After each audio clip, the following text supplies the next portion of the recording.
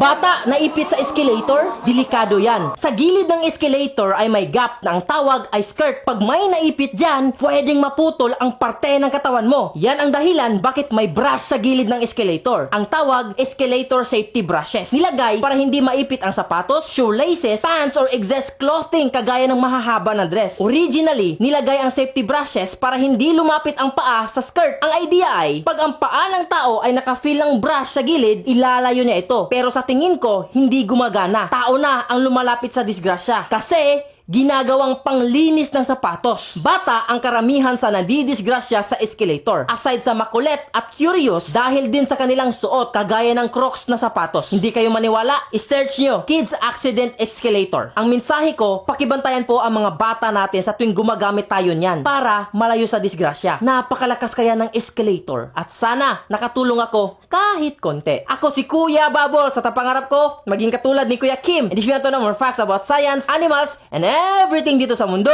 just follow me. And that is what I discovered.